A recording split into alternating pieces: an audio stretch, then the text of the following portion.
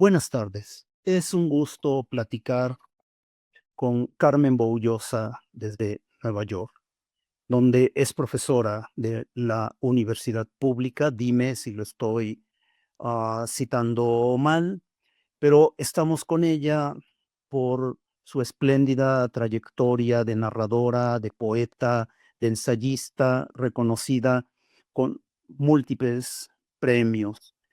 Y bueno, Carmen siempre ha sido entusiasta de los proyectos digitales que hemos hecho en el Centro de Estudios Literarios de la Universidad Nacional Autónoma de México. Primero tengo que darte las gracias. Te agradezco mucho que me hayas convidado ya varias veces a tus aventuras de lectura, que son maravillosas, porque son recuperación y lectura, están entre textos vivos con pares que aman esta labor de recuperación y de leer lo que se nos podría olvidar. Así que mil gracias, me hace muy feliz. No, encantados. Primero preguntarte, Carmen, ¿cómo fue tu encuentro? ¿Cómo llegaste? ¿Cómo descubriste la poesía modernista y autores como Amado Nervo que has leído, que has difundido? Además de Nervo, ¿qué otros autores de la poesía modernista te interesan? Em, Tengo como 2 encuentros diferentes con los modernistas. El primer encuentro fue enteramente casual, un asunto familiar, y mi papá era muy lector, pero amaba a Amado Nervo, y no solamente a Amado Nervo, amaba otros poetas ya de fines del 19 y del mismo 19, los porfiristas, los modernistas, y claro, Rubén Darío, que no será mexicano, pero es nuestro, o él no sabía que era mexicano. Em, y era algo, yo no veía ni en Nervo, ni en lo más modernista, entre comillas, de Amado Nervo, un modernismo, veía un poeta, no tenía yo con ellos la distancia de una etiqueta, sino que eran los poemas que mi papá se sabía de memoria, que nos decía y que, nos instaba a aprendérnoslos de memoria y que además a mí me gustaban muy particularmente, muy intensamente, me parecían muy sabios.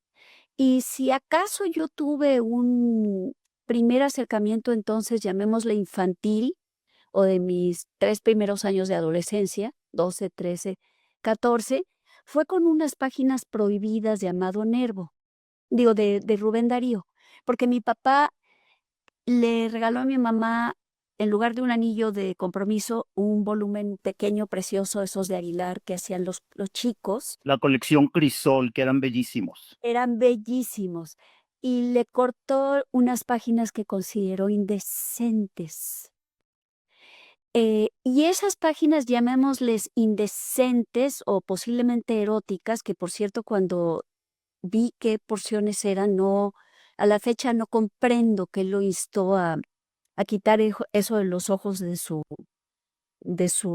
por ser esposa o de la mamá la que iba a ser la mamá de sus hijos, pero esa especie de pudor y de reticencia del tradicional hacia un material de un poeta. Digamos que fue mi primer acercamiento a lo que llamamos modernismo, porque yo no creo que los modernistas soñaran con ser la piedra fundadora de una familia tradicional, sino había en ellos también algo bueno, hay algo de subversión en su construcción de sus poemas, en su uso de las palabras, en su acercamiento al erotismo, incluso en su pudor, erótico, y en el manejo de la lengua de muy diferente, intensidad. Son modernistas, es una palabra muy ancha, son muchos, digamos, de Mirón a Nervo, hay muchas diferencias. Eh, pero mi contacto, o sea, yo sabía que había ahí algo que estaba en la palabra y que provocaba que incluso quien amara el poema sintiera que no era del todo correcto. Y eso me hacía los poetas más atractivos y fue mi primer acercamiento sensorial o intuitivo o cognitivo con lo que es el modernismo, verdaderamente. Y ya viviendo yo por mi lado con mis amigos jóvenes escritores, Efrén Rebolledo, eh, fue como un encuentro con otra naturaleza del modernismo, entre los muy jóvenes poetas, que veíamos ahí en esa hechura y en ese trato de la lengua, eh, una pasión que nos era muy privada y que nos era muy única y nueva, que no era el caso de cuando yo leía a Amado Nervo de niña, porque era algo, estaba en el mantel de la casa, por decirlo así, era parte de la familia, pero de todas maneras había el libro de Rubén Darío con las páginas cortadas y había silencios al hablar de los poetas que no se terminaban de decir, no solamente del mismo Nervo, sino de Díaz Mirón, había. Y sí ocurrió ya cuando empiezo yo a ir a la UNAM, o sí, ya creo que fue cuando entré a la UNAM, que entre los jóvenes poetas teníamos una filopasión, porque era una cosa de filia, pero también de pasión y de adoración por los modernistas. Em, y así, digamos, cuando llegué yo a Agustini, que no la descubrí sino un poco después, entendí mejor a Darío, entendí mejor a Nervo, todos iban enseñando un otro poder que había en su verdadera revolución de la lengua, porque el modernismo, pues, fue una revolución, y es una revolución que sigue viva, porque muchas revoluciones terminan en especies estéticas de stalinismo. Y lo que ocurre con los poetas modernistas es que no cayeron en ese hoyo. No cayeron en ese, siguen teniendo esa llama viva, lo sigue leyendo un joven lector o un lector ya de mi edad, lo sigue uno leyendo con con esta especie de rebeldía y de adoración a la lengua al mismo tiempo, de rebeldía, de subversión, de escape y de encuentro, de apropiación. eh, es algo muy especial lo que es el modernismo. No lo no lo tenían poetas de otro tiempo, ni lo tuvieron poetas posteriores. Claro, sí me fui un poco por las nubes, pero es que pienso, eso que hizo, bueno, lo que hizo Darío, lo que hizo Amado Nervo, eh, lo que hizo Delmira, lo que hizo Efrén, Rebolledo, es que hicieron cosas muy osadas en su aventura como poetas, en su aventura de asadores, en su aventura de albañiles, en su aventura sensorial, en su aventura intelectual. Y eso es lo que siempre propone el modernismo, y siempre son una puerta abierta a la subversión. En efecto, yo te decía que la Biblioteca Panhispánica de Poesía y Prosa Modernistas, que se inaugurará en noviembre, se ha hecho con el trabajo de 5 jóvenes poetas, y a mí me ha asombrado mucho la pasión con la que han leído, con la que han editado, la manera como, dialogan con estos autores, y algunos de ellos me dicen: "Es que yo no encuentro en otros momentos de la poesía en México esta conexión. Es muy fácil conectar con los poetas modernistas". ¿Por qué crees que sea fácil conectar con ellos, Carmen? Por esa calidad subversiva de su momento. No se les apaga esa llama. No entiendo bien por qué, pero digamos esa reacción que hubo, bueno, el Papa prohibió el modernismo, las casas decentes no querían tener libros de los poetas modernistas, era un no de la decencia, em, que digamos, los románticos, que eran más voluntariosamente revolucionarios en muchos sentidos, no tienen esa llama tan espontánea que tiene el modernismo. Es algo muy especial y tiene que ver con una labor que va entre el escritorio y la carne, entre la bienhechura y una pasión que quién sabe dónde salió, y una reinvención del mundo por el momento histórico que vivían.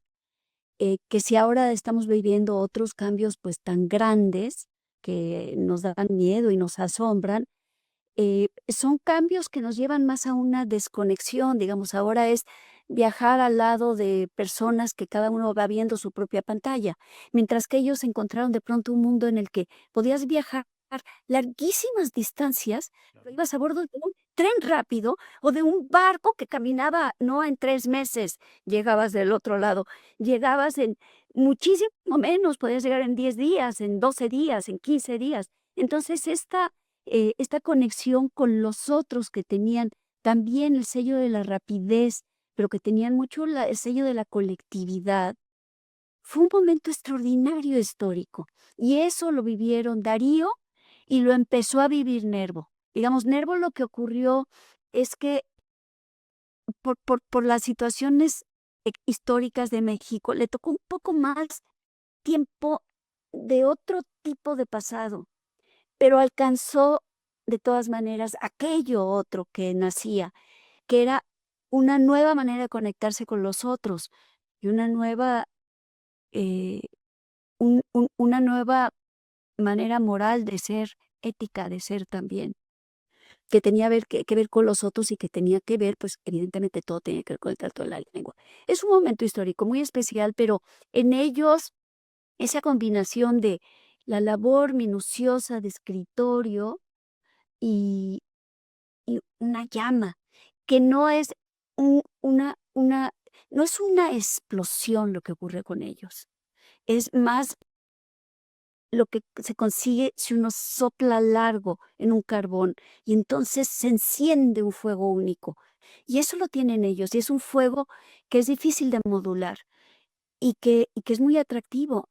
No sé explicarlo con sentido común, pero tienen toda la razón los jóvenes escritores que te dicen eso a ti, porque yo recuerdo lo que fue leerlo para mí de joven escritora y recuerdo el efecto que hacían mis pares, los modernistas, y no teníamos ese mismo efecto ante otros poetas que nos apasionaban. Era diferente la conexión.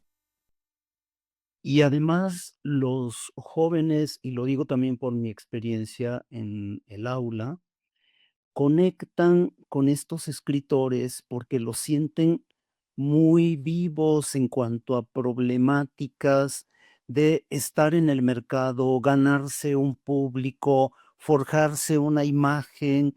Hay todos estos puentes autorales. Ellos de alguna manera, por como lo estás diciendo, abren el camino para la modernidad de la poesía. Digo, tan es así que los contemporáneos dijeron sí, pero solamente en López Velarde y en Tablada. Y hoy podemos ver que realmente la base de la poesía y de la literatura en México viene de todo este movimiento que, como lo has dicho con tanta certeza, la revolución está en el lenguaje, está en la estética, está en la poética, aunque hayan sido, por otro lado, algunos bastante conservadores políticamente.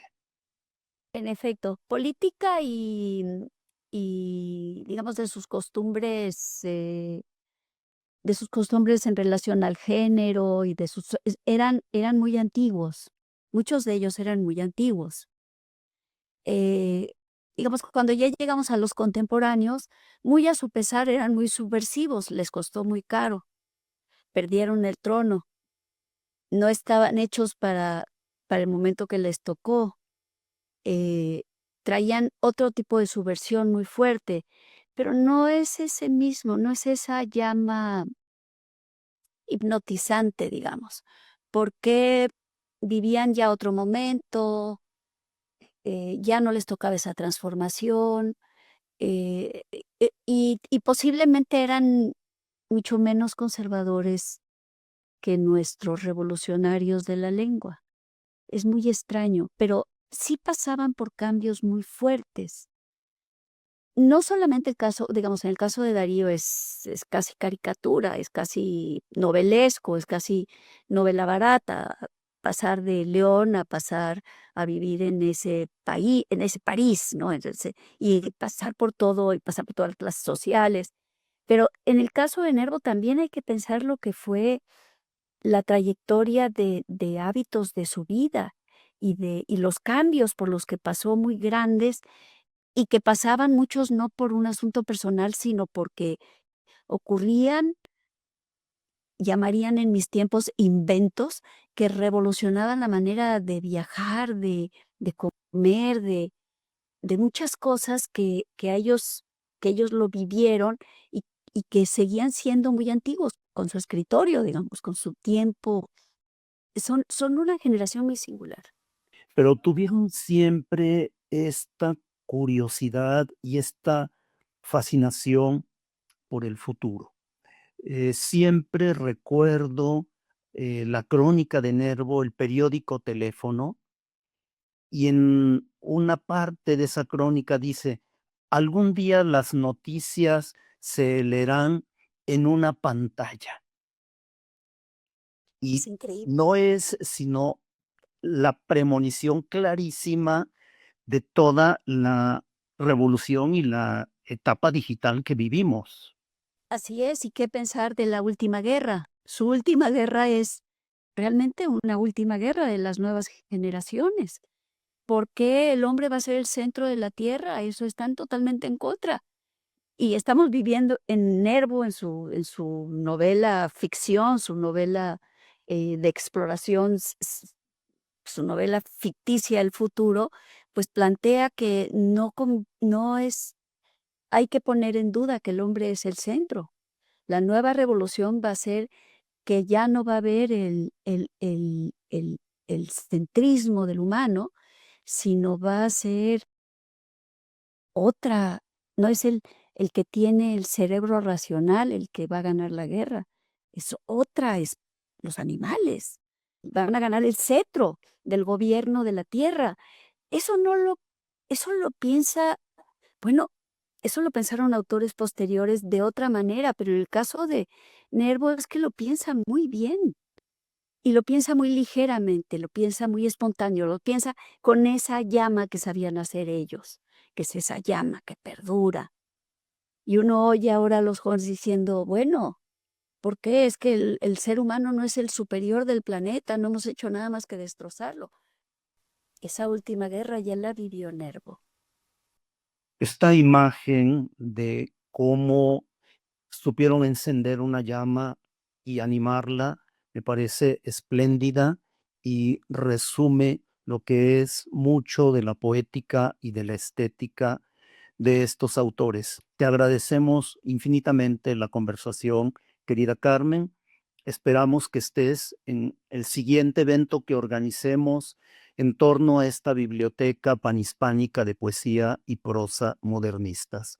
Encantados de conversar una vez más contigo. Muchísimas gracias, Gustavo, y me gusta mucho conversar contigo, pero la verdad es que cada vez que me propones estar en una de tus mesas y llevar algo que uno se sienta y trabaja durante muchas tardes y mañanas, me ha nutrido mucho. Y ojalá que en tu siguiente tenga yo la suerte de andar por ahí y que me siente yo para encontrar las imágenes apropiadas, tratar de pensar las cosas muy seriamente, porque lo sabían los modernistas. No se piensa igual si solo se piensa, así se piensa y se escribe. Claro. Ellos todo lo escribían. Pues mil gracias, querida Carmen. Muchas gracias.